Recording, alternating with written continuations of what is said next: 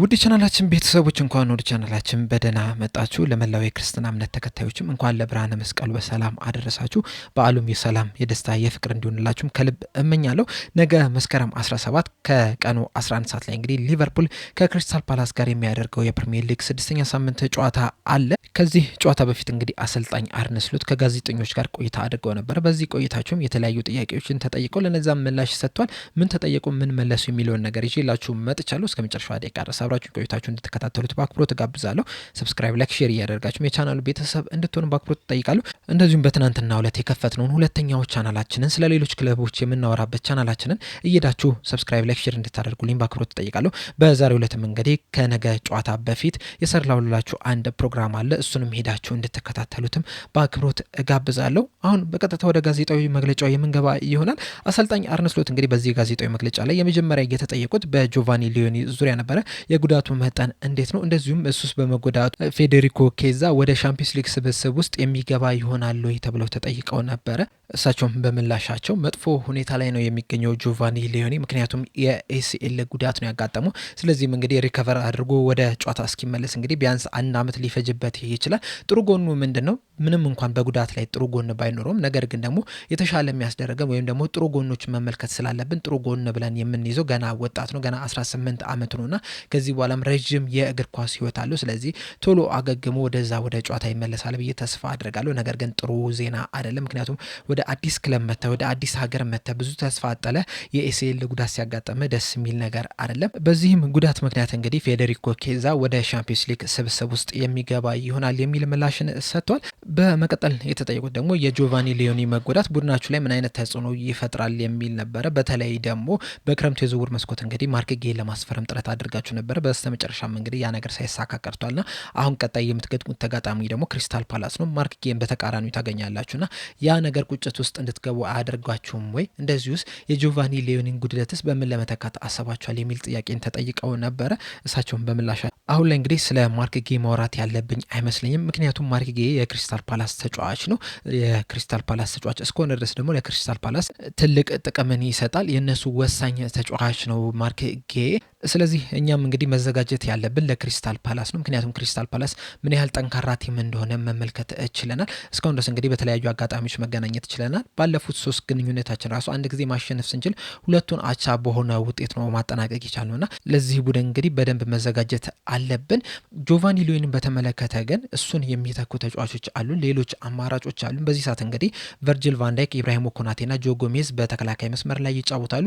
ከነሱ በተጨማሪም ግን ያንን ቦታ ከቨር ማድረግ የሚችሉ ሌሎች ተጫዋቾች አሉን የሚል ምላሽን ሰጥተዋል። በመቀጠል የተጠይቁት ደግሞ በአሌክሳንደር ኢሳቅ ዙሪያ ነው። በዚህ ጨዋታ ላይ ይጀምራሉ ተብለው ተጠይቀው ነበር። እሳቸውም በምላሻቸው አው ጨዋታውን የሚጀምር ይሆናል፣ ነገር ግን በዚህ ጨዋታ ላይም 90 ደቂቃ ይጫወታል ብዬ አልጠብቅም። ምክንያቱም እንግዲህ ልክ እንደ ሌሎቹ ተጫዋቾች በቅድመ ውድድር ዝግጅት ጨዋታዎች ላይ እንደምናደርገው 2 ሳምንት ትሬኒንግ ከሰሩ በኋላ እንግዲህ ወደ 67 ደቂቃ እንዲጫወቱ ነው የምናደርገው። በእርግጥ አንዳንድ ክለቦች ከ2 ሳምንት በኋላ 90 ደቂቃ እንዲጫወቱ ሲያደርጉ ተመልክተናል። ነገር ግን እኛ ያንን ነገር አናደርግም። አሁን እሱንም እንግዲህ ሙሉ 90 ደቂቃ ብናጫውተው ሊጫወት ይችላል። ነገር ግን ደግሞ ለረጅም ጊዜ የሚጠቅመው ነገር አይደለም። ቀስ እያልን ነው ወደዛ ማምጣት ያለብን፣ እንዳይዘል ነው ማድረግ ያለብን። አንዳንድ ጊዜ ከልክ በላይ እንዲጫወት ካደረግን ለጉዳት ይዳረጋል። ስለዚህ እንግዲህ ቀስ እያደረግን ወደዛ ማች ፊትነስ እንዲመጣ እናደርጋለን። ስለዚህ በዚህ ጨዋታ ላይ ይሰለፋል፣ ነገር ግን 90 ደቂቃ አይጫወትም የሚል ምላሽን ሰጥተዋል። በመቀጠል የተጠይቁት ደግሞ በኤኬቴኬ ዙሪያ ነው። በቅርቡ እንግዲህ ሂጎ ኤኬቴኬ ቅጣት ተጥሎበታል የሚሉ መረጃዎች ሲወጡ ነበርና በዚህ ዙሪያ ምንድን ነው ያለው አስተያየት?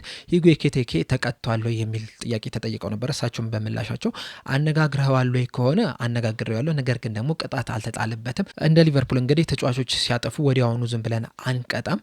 በእርግጥ በሱ እድሜ ላይ ያሉ ብዙ ተጫዋቾች እንግዲህ እንደዚህ አይነት ጥፋቶችን ያጠፋሉ። ከዚህ በኋላም እንግዲህ ከዚህ ጥፋቱ ተምሮ እንደዚህ አይነት ነገርን ይደግማል ብዬ አልጠበቅም። ነገር ግን ደግሞ ሁሉም ተጫዋቾች እንግዲህ የመጀመሪያ እንደዚህ አይነት ጥፋቶችን ይታለፋሉ። ይህ ተጫዋች እንግዲህ በክለብ ውስጥ ካሉ ምርጥ ጸባይ ካላቸው ተጫዋቾች መካከል እንግዲህ ስታፎቹ ቢጠየቁ ከ1 እስከ 3 ውስጥ በዝርዝር ውስጥ የሚገባ አይነት ተጫዋች ነው። ጥሩ ጸባይ ያለው ተጫዋች ነው። ነገር ግን ጥሩ ጸባይ ባይኖረው ራሱ የመጀመሪያ ጥፋት ዝም ብለን አንቀጣም። በእርግጥ በጨዋታው ላይ ያደረገው ነገር ተገቢ አልነበረም። በጨዋታው ላይም እንግዲህ በቀይ ካርድ ቢወጣም ያን ያህል አልጎዳንም። ምናልባት ግን በነገው ጨዋታ ላይ ሊጎዳን የሚችልበት እድል አለ።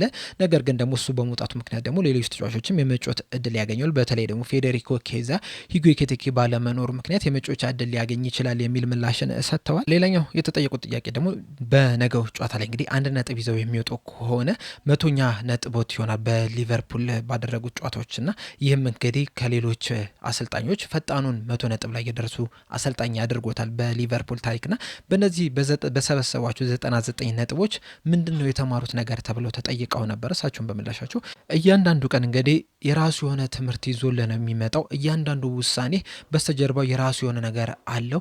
ብዙ ነገሮችን ውሳኔዎችን ታሳልፋለህ። እነዛ ውሳኔዎች እንግዲህ ሁልጊዜም ትክክል ናቸው ማለት አይደለም።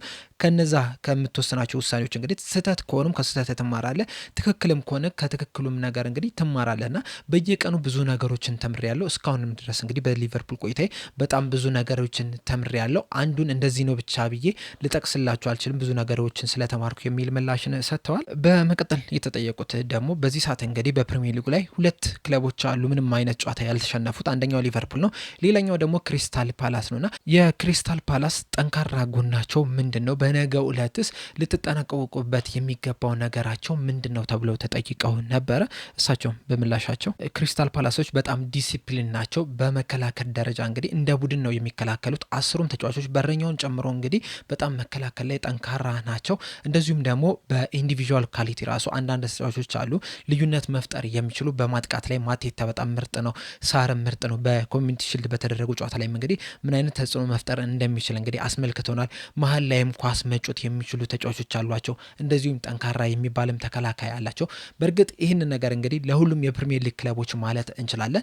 ነገር ግን የክሪስታል ፓላስ ከሌሎች ክለቦች ለየት የሚያደርገው ነገር ቢኖር ምንድነው? ዲሲፕሊን ናቸው። በተለይ መከላከል ላይ በጣም ዲሲፕሊንድ ናቸው።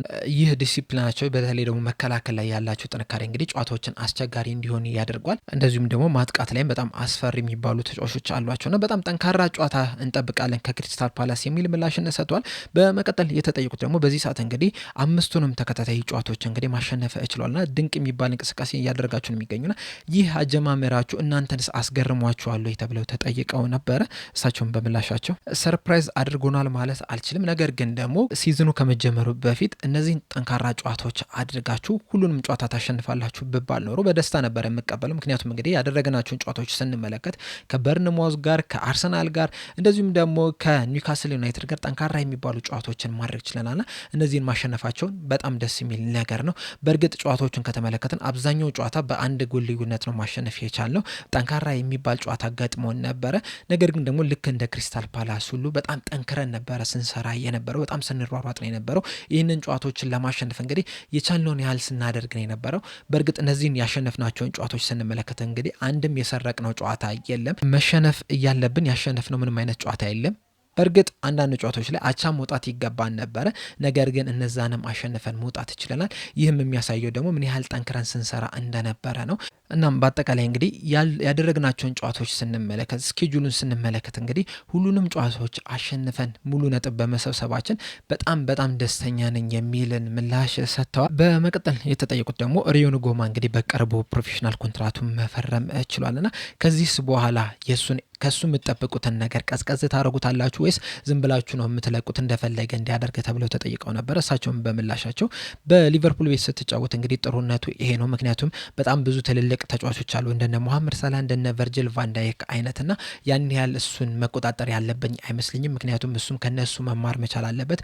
እነሱም ደግሞ ብዙ ነገሮችን ስለሚነግሩት እንግዲህ ያን ያህል ከልክ እንዳይወጣ ያደርጉታል። እንደዚሁም ደግሞ ከሱ እንግዲህ በዚህ ሰዓት ያን ያህል ብዙ ነገር አንጠብቅም። ምክንያቱም ገና 17 ዓመቱ ላይ ነው የሚገኘውና ብዙ ስቴፖች አሉት መሄድ የሚችላቸው። እንደዚሁም ደግሞ ከሌሎቹ ተጫዋቾች ብዙ መማር ያለበት ነገሮች አሉ። በዚህ ሰዓት ደግሞ ደግነቱ በክንፍ ላይ የሚጫወቱ ጥሩ ተጫዋቾች አሉን እንደነ ፌዴሪኮ ኬዛ፣ ሞሐመድ ሳላ፣ ኮዲ ጋክፖ አይነት ተጫዋቾች አሉና ከነሱ ብዙ የሚማራቸው ነገሮች አሉ። ከዛ ግን ቀስ በቀስ ራሱን በደንብ ማሳደግ ይችላል። ሌላኛው ጥሩነቱ ደግሞ ምንድነው? ተጫዋቹ ራሱ በጣም ብዙ መማር የሚፈልግ አይነት ተጫዋች ነው። ከሌሎች ተጫዋቾች ራሱን በደንብ ማሻሻል የሚፈልገውን ነገር እንግዲህ ሲጠይቅም ብዙ ጊዜ ተመልክተናልና እሱም ያለው ባህሪ እንግዲህ ከልክ እንዳይወጣም ያደርጓል የሚል ምላሽን ሰጥተዋል። በመቀጠልም የተጠየቁት ደግሞ በጆቫኒ ሊዮኒ ዙሪያ ነበርና የእሱ ኤሲኤል መጎዳት እንግዲህ በጣም አስከፊ የሚባል ዜና ነው። ነገር ግን ደግሞ ቨርጅል ቫንዳይክ እና ጆ ጎሜዝ በዚሁ ክለብ ውስጥ በመኖራቸው ምን ያህል ይጠቅመዋል ለሱ የሚል ጥያቄን ተጠይቀው ነበረ። እሳቸውን በምላሻቸው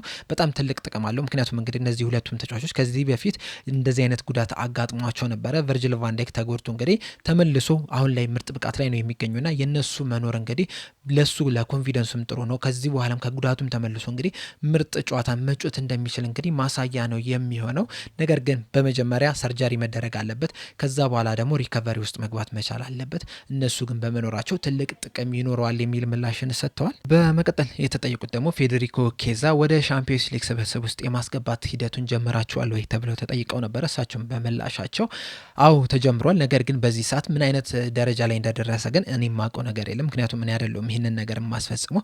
ነገር ግን በዩኤፋ ሕግ መሰረት አንድ ተጫዋች ከ2 ወር በላይ የሚጎዳ አይነት ከሆነ በሱ ምትክ ሌላ ተጫዋች ማስገባት እንደሚቻል ተነግሮኛል። ያም ፕሮሰስ ተጀምሯል። ነገር ግን የቱ ጋር እንደደረሰ አላቅም የሚል ምላሽን ሰጥተዋል። በመቀጠል የተጠየቁት ደግሞ ቅድም እንግዲህ ክሪስታል ፓላሶች መከላከል ላይ ጠንካራ ናቸው የሚልን አሴት ሲሰጡ ነበረና በትክክልም እንግዲህ ክሪስታል ፓላሶች በዚህ ሲዝን ባደረጓቸው 8 ጨዋታዎች 3 ጎሎች ብቻ ነው የተቆጠረባቸውና እናንተስ በአጥቂያችሁ ምን ያህል ትተማመናላችሁ? በተለይ ደግሞ ያለፉትን 39 ጨዋታዎች እንግዲህ በተከታታይ ጎሎችን ማስቆጠር ችላቸዋል። እንደዚሁም ደግሞ ይህ ሲዝን ከተጀመረ በኋላ ራሱ 11 የተለያዩ ተጫዋቾች ጎል ማስቆጠር ችለዋልና ምን ያህል ኮንፊደንስ አላችሁ የክሪስታል ፓላስ ተከላካይ መስመርን ሰብራችሁ ጎሎችን እንደምታስቆጥሩ የሚል ጥያቄን ተጠይቀው ነበረ። እሳቸውን በምላሻቸው ክሪስታል ፓላስ ላይ ጎል ማስቆጠር በጣም አስቸጋሪ ነው። ይህንንም ነገር እንግዲህ እኛ ራሳችን ተመልክተናል። ያለፉትን 3 ጨዋታዎች ብንመለከት ራሱ በጣም ተቸግረን ነው ጎሎችን ስናስቆጥር የነበረው ክሪስታል ፓላሶች ላይና ጠንካራ የመከላከል ታክቲክን ነው የሚጠቀሙት። ከኋላ 5 የሚሆን 4-5-1 የሚሆን 5-4-1 የሚሆን በጣም ጠንካራ የመከላከል ታክቲክን ነው የሚጠቀሙት። በተለይ ደግሞ ያለፈውን ሲዝን ስንመለከት መጀመሪያ ላይ ካገኘናቸው አንጻር ስንመለከተው ከዛ በኋላ በጣም እየተጠናከሩ ነው የመጡትና ጠንካራ የሚባል ቡድን መሆን ችሏል። መከላከል ላይ በጣም ጠንካራ ናቸውና ከባድ ነው የሚሆንብን። ነገር ግን ደግሞ እኛም ደግሞ ማጥቃት ላይ ጠንካራዎች ነን። ጎሎችን እያገባን ነው የምንገኘው። እንደዚሁም ደግሞ የተለያዩ ቻንሶችን ክሬት ነው እያደረገን ነው የምንገኘው። የተለያዩ ተጫዋቾች አጋጣሚዎችን እያገኙ ነው የሚገኙትና በዚህ ጨዋታ ላይ እንግዲህ እነዚህን ቻንሶች ግን ወደ ጎልነት መቀየር መቻል አለብን፣ መሳት የለብንም። ምክንያቱም የምናገኛት አንድ ቻንስ ልትሆን ትችላለች ይህንን ጨዋታ አሸንፈን እንድንወጣ ሊያደርገን የሚችለው የሚል ምላሽን ሰጥተዋል። በስተመጨረሻም የተጠየቁት ደግሞ በመጨረሻ ደቂቃ የምታስቆጥሯቸው ጎሎች ምን ያህል ወሳኝነት አላቸው ተብለው ተጠይቀው ነበር። እሳቸውን በምላሻቸው እነዚህ በመጨረሻ ደቂቃ የምናስቆጥራቸው ጎሎች በጣም ወሳኝ ናቸው። በተለይ ደግሞ እስከዛ ሰዓት ድረስ እንግዲህ አቻ በሆነ ውጤት እየሄድክ ከሆነ እንግዲህ በመጨረሻ ደቂቃ ድረስ ጎል አስቆጥር አሸንፈ ስትወጣ በጣም ደስ ይላል። ይህ ደግሞ በጣም የሚያሳየው ነገር ቢኖር ምንድነው እስከ መጨረሻዋ ደቂቃ ድረስ አሸንፈን መውጣት እንደምንችል እምነት ስላለ ነው። ተስፋ አለመቁረጣችንን የሚያሳየው በተለይ ደግሞ እንደነ ክሪስታል ፓላስ አይነት ቡድኖችን ስትገጥም እንግዲህ እስከ መጨረሻዋ ደቂቃ ድረስ የማሸነፍ ፍላጎት ሊኖር ይገባል። እናም እንደዛ በማድረጋቸው እንግዲህ የተለያዩ ጨዋታዎችን እያሸነፈን እየወጣን ነው የምንገኘው። ነገር ግን ደግሞ እንደዚህ ስንል ደግሞ መከላከሉንም መርሳት መቻል የለብንም። ምክንያቱም በመጨረሻ ደቂቃ ጎሎች እንግዲህ አሸነፈ ልትወጣ የምችለው እስከዛ ሰዓት ድረስ አቻ በሆነ ውጤት ላይ ስትሆን ነው። የተመራ ከሆነ ግን ያንን ነገር ለማድረግ ያስቸግራል። ስለዚህ መከላከሉንም መርሳት መቻል የለብንም። ምክንያቱም እንግዲህ አንዳንድ ቡድኖች ጎሎችን ለማስቆጠር ጥረት በሚያደርጉበት ሰዓት እንግዲህ ያንን መከላከላቸውን ይረሳሉ። እንደዚሁም ደግሞ የመዘናጋትም የመሰላቸትም አይነት ነገር ይታይባቸዋልና ያንን ነገር ማስወገድ መቻል አለብን። ሁልጊዜም ትኩረት ማድረግ መቻል አለብን። ለማሸነፍም ከፍተኛ ጥረት ማድረግ መቻል አለብን የሚል ምላሽን ሰጥተዋል። በአጠቃላይ እንግዲህ የሰጡት ጋዜጣዊ መግለጫ ይህንን ይመስል ነበረ። በዚህ ዙሪያ እንግዲህ ያላችሁን አስተያየት እንዳለ ኮሜንት ሴክሽን ላይ በመጻፍ አሳውቁኝ። ለአሁን እኔ እዚህ ላይ ያበቃው። በቀጣይ በሌላ እስከምንገናኝ ድረስ ሰብስክራይብ፣ ላይክ፣ ሼር ማድረግ እንዳትረሱ። እንደዚሁም በሁለተኛው ቻናላችን ላይም እንግዲህ በነገው ጨዋታ ዙሪያ ማንቸስተር ዩናይትድ ከብሬንትፎርድ ጋር በሚያደርጉ ጨዋታ ዙሪያ እንግዲህ የሰራሁት ፕሮግራም አለ። ያንንም ሄዳችሁ እንድትመለከቱት ሰብስክራይብ፣ ላይክ፣ ሼር እንድታደርጉልኝ በአክብሮት እጠይቃለሁ። በቀጣይ በሌላ እስከምንገናኝ ድረስ ቸር ያቆየን።